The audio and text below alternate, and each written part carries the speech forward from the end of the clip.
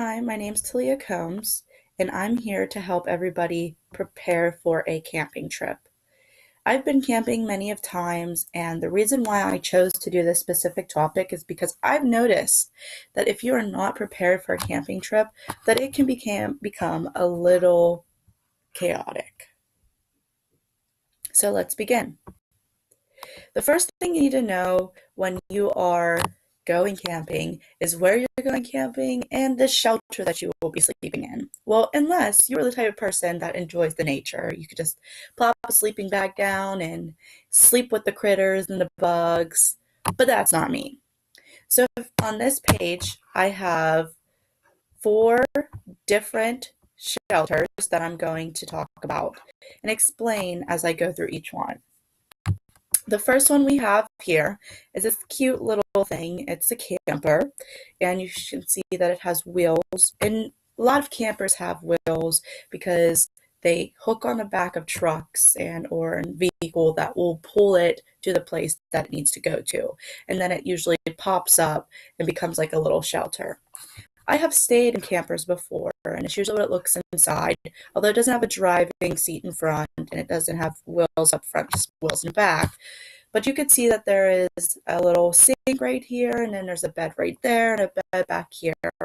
There is a lot of space, and it comes with a lot of necessities that you can use. Now, over here is a little bit of a luxurious camping. This is an RV. An RV is the high life living camping, and we always call this the fancy camping. And it has either your electricity, your air, your heat, your couches, your kitchen. It's packed. It's like a home. And this I have camped in before, but it didn't really feel like camping. But this is definitely a great thing to have if you don't like camping, but everybody else is going camping and you'd like to join. This one down here on your bottom left is a cabin. Now, a lot of places do have cabins at the camp, and you can rent them. And cabins usually have electricity, and sometimes they have a restroom in it. And, it's a pretty good time, and it has a lot of what you need, even bunkers in there. So this would be a great way to camp as well. Now, my favorite type of camping would be the tent camping. And I have done this since I was 5 years old, slept in a tent for days upon days, and I was fine. So this is another cool way to go camping. And this tent specifically is a cool tent. This is like a literally 10-minute tent to put up. You like pop it up and it like pops out and it's already there for you. So highly recommend it. So once you find your shelter and you know where you're camping, the second thing to do would be pack. You don't know what to wear, so prepare that. So over here, I have a little picture of my sister and my best friend and I where we go camping at Rocky Gap State Park. And this day, it was like in your 40s, 45, it was a little humid outside. So you could see our outfits.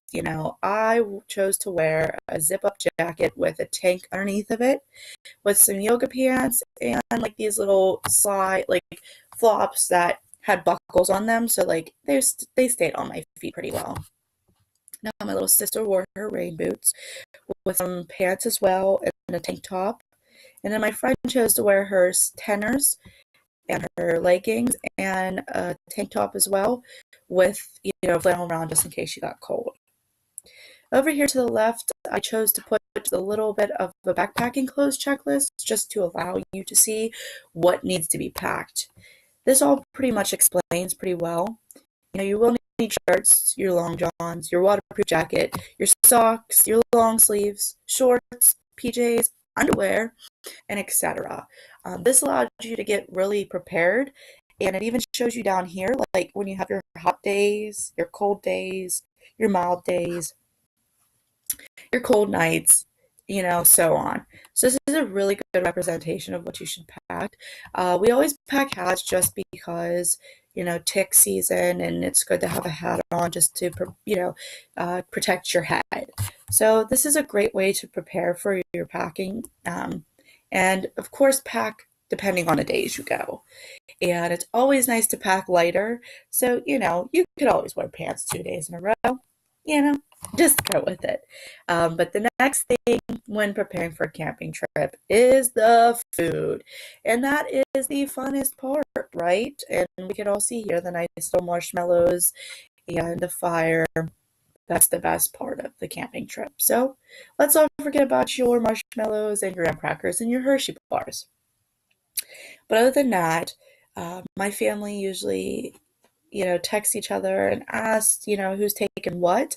But I say you take all of the things that are necessities. So your water, your bread, your eggs, your hot dogs, your buns, things like that. And may I remind you that you are staying out in the wilderness at points and you won't always have electricity. So take things that are going to last. And hot dogs we keep in a cooler. You take a bag of ice and restock your cooler every so often, and it keeps things that you need cold pretty cold. And you may ask, why eggs? Eggs are pretty good. You keep them cold, and you can always make them over a fire. Put a thing of foil on top of there, and you put it on there, and the egg will be boiled and ready to go. This is a good way to pack. You don't want to pack a whole bunch of food to where critters will be coming in and out. So pack things like crackers and pack things that are like food that are packages, like gummies and things like that, because they will last you longer. So when preparing food, make sure that you have things that won't get bad and things that will last and things that the critters won't be all over. Next is your safety gear. And here behind we have Smokey the Bear, and we all know him, and he, wants to protect forest fires. And that's one of the biggest things is safety gear. When going camping, and you don't have to take everything with you, take the necessities. Band-Aids, Neosporin, Advil, things that you will need just in case a bump or a scratch or a bee sting or something bit you, because these are a lot of things that you're going to need, especially when you are in nature. Another thing that you could prepare to bring is maybe something that will stop the fire. I know my uncle always brings this like can of something that allows the fire to stop, and it's not a fire exchange. It's not a fire extinguisher. Extreme, sorry, a fire extinguisher, but it allows the fire to slow down. And it's a good thing that he brings it because you never want to cause fire within, trees because it will spread. So be prepared to bring your safety gear. And lastly, before we wrap up the presentation, is you've got to have your fun gear. And by fun gear, I mean bring your kayak, bring your swimming trunks, bring your hillbilly golf, which my family loves to play. Bring all the fun stuff because that's the stuff that you do during your trip. Um, but before I end this presentation, I just have to say that safety is important, especially when you're in the wilderness. It's important to bring life jackets and along with the fun gear and the kayak. It's safety is a number one thing. So here's a couple pictures I put up from the camp we go to.